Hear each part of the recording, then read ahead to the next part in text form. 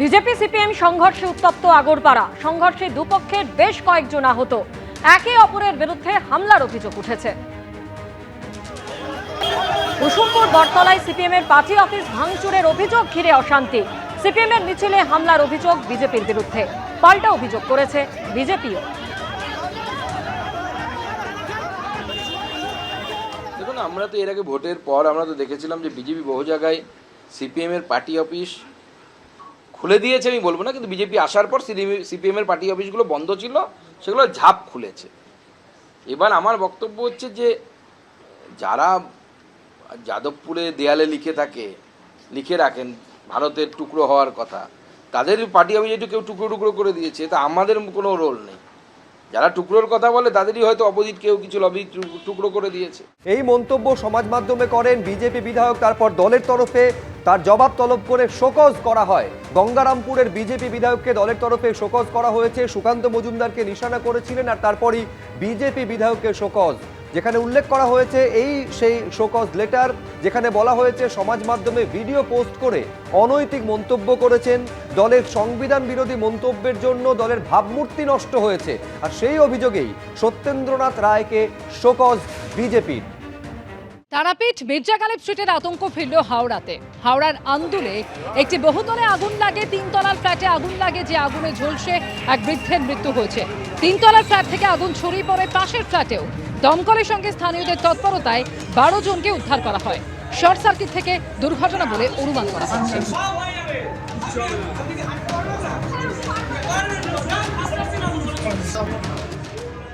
বিধানসভা মডেলেই হবে পুরভোট, দেওয়া হবে চার্জশিট, হুঙ্কার কেন্দ্রীয় প্রতিমন্ত্রী সুকান্ত মজুমদারের।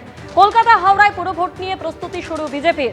বিধানসভা ভোটের কায়দায় পুরভোটেও দেওয়া হবে রাজনৈতিক চার্জশিট। কলকাতার প্রাক্তন তৃণমূল কাউন্সিলরদের বিরুদ্ধে চার্জশিট। বিজেপি প্রার্থী বাছাইয়ের জন্য তৈরি হবে এসওপি। স্বচ্ছ ভাবমূর্তিতে জোর দেবে বিজেপি, দাবি সুকান্ত মজুমদারের। পুরভোটে রাজ্যে একাই লড়বে বিজেপি। 144টির মধ্যে 110 ওয়ার্ডে এগিয়ে বিজেপি। বিজেপির লক্ষ্য অন্তত 150 ওয়ার্ড, ঘোষণা সুকান্ত মজুমদারের। পুরভোটে কলকাতার দায়িত্বে আরও অনেকে রয়েছেন। হাওড়ায় পুরভোটের দায়িত্বে রাহুল সিনহা, আহ্বায়ক সঞ্জয় সিং। যাদবপুর কাণ্ডের প্রতিবাদে ফের পথে এবিভিপি। এনআইএ তদন্ত চেয়ে ফের পথে এবিভিপি। যাদবপুরের এইচবি মোড়ে প্রতিবাদ কর্মসূচি। যাদবপুরের 2 অধ্যাপক পার্থপ্রতিম রায় ও রাজেশ্বর সিনহার নামে অভিযোগ। যাদবপুর থানায় 2 অধ্যাপকের নামে অভিযোগ এবিভিপি।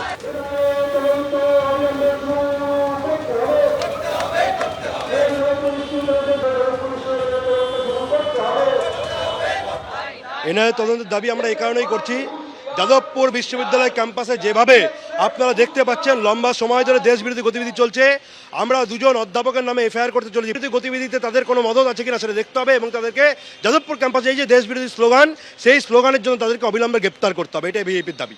সন্দেশখালীতে তৃণমূল নেতার পুকুর থেকে উদ্ধার হলো আগ্নেয়াস্ত্র। তৃণমূলের পঞ্চায়েত সদস্যের স্বামী সমীর সর্দারের বাড়িতে তল্লাশি চালানো হয়।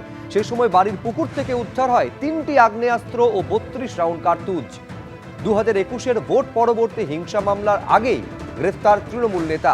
ধৃতকে জেরা করে পুকুর থেকে উদ্ধার হলো এই আগ্নেয়াস্ত্র। বিধানসভা থেকে বই নিয়ে বই ফেরত না দেওয়ায় মমতা বন্দ্যোপাধ্যায়ের বিরুদ্ধে শাস্তিমূলক পদক্ষেপ নেওয়া হবে।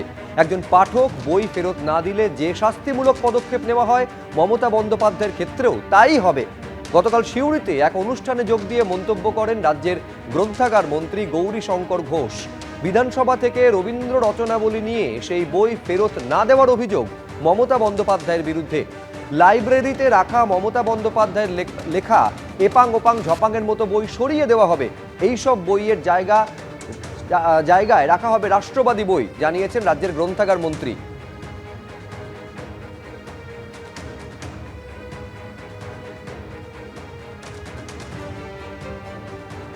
এপাং ওপাং ঝাপাং আমার মনে হয় লাইব্রেরিতে না থাকাই ভালো। উনি লিখেছেন, প্রচুর বই লিখে নাকি একসময় দল চালাতেন।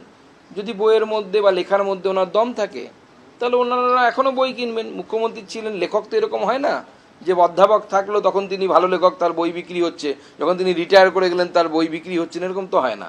বরঞ্চ বাড়ে। আমরা দেখেছি রিটায়ার করার পর আরও বই বিক্রি বেড়ে যায়, কারণ শানিত হয় বুদ্ধি তত বেশি। তো স্বাভাবিকভাবে আমরাও চাইবো যে মমতা বন্দ্যোপাধ্যায় এত ভালো লেখিকা, এত ভালো চিত্রকর, এত ভালো গায়িকা, তো স্বাভাবিকভাবে তার তো এখন রিটায়ারমেন্টের টাইম এসে গেছে, উনি রাজনীতি বাদ দিয়ে এই সমস্ত ক্ষেত্রে আরও বেশি সময় দিতে পারবেন। তো তার তো বই বিক্রি বাড়বে, বাজারে বিক্রি হবে, কলেজ স্ট্রিটে দেখবেন প্রত্যেকটি দোকানে দোকানে এপাং ওপাং ঝোপাংয়ের বই পাওয়া যাবে। তো লাইব্রেরিতে থাকলেও না থাকলেও তাতে ওনারও খুব একটা হেরফের হবে বলে আমার মনে হয় না। দেখুন, এগুলো হচ্ছে সম্পূর্ণভাবে রাজনৈতিক উদ্দেশ্য প্রণোদিত। তার কারণ বাচ্চাদের কবিতা যারা লেখেন তারা অনেক সময় এমন কিছু লেখেন, সেটা হয়তো তখনকার বড়দের সেই সময় দেখলে মনে হয় যে এটা কীরম যেন লাগছে, কিন্তু তারপর দেখা যায় বাচ্চাদের চিন্তা ভাবনা মজা অনুভূতির সঙ্গে সেটা ম্যাচ করে গেছে। হাট্টিমা টিম তারা মাঠে পাড়ে ডিম। এবার বুঝুন, তা হাট্টিমা টিম কেউ দেখেছেন? তার ডিম কেউ খেয়েছেন? তো কেউ তো লিখেছিল হাট্টিমা টিম তারা মাঠে পাড়ে ডিম, তাদের খাড়া দুটো সিং, তারা হাট্টিমা টিম। যারা এইটা সমালোচনা করছেন আমাকে এক পিস হাট্টিমা টিম এনে আমায় ডাকে পাঠাবেন, আমি গিয়ে একবার দেখে আসবো, আর তার ডিমের একটা অমলেট খাওয়াবেন আমায়।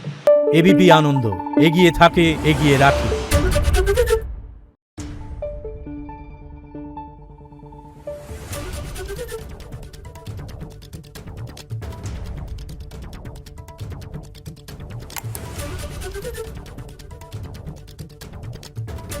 Thank you.